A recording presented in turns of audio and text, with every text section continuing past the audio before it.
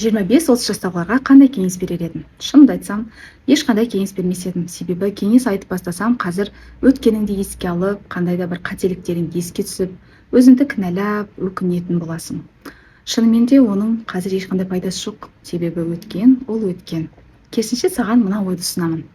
Өткенің ол тағдырың, ал болашақ өзіңнің таңдауың дегенді ұстанған жөн деп санаймын. Себебі мен осы ойды ұстанып бастағанда, шынымен де өмірімнің бір өзгеруіне, өткеніне басқаша қарауыма және өкінбей өмір сүруіне үлкен әсерін тигізді.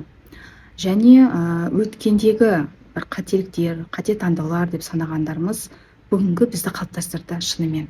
Қарап отырсақ, оның да бір плюсы болды. Шынымен сол қателіктер болмаса, мүмкін қазір көзқарасымыз өзгермеген, таңдауымыз басқа, тіпті өміріміз бұдан да жаман болар ма еді. Сондықтан әр нәрсеге өкінбей, керісінше плюсын көруге тырысу керек деп санаймын. Қателік бұл өміріміздің бір бөлшегі. Керісінше өзімізді өкінбей, ол жерде кінәламай, мына жерде осындай жасаппын ғой деп жеңіл өтіп кетуге тырысу керек. Және әр күнді өкінбейтіндей өмір сүруге тырысу керек. Ол деген өзімізбен ВКонтакте, өзіміз қалай өмір сүргіміз келеді, соны біліп, өмір сапасын жақсартып деген сияқты. Сондықтан сіздерге де осы ойды ұсынамын.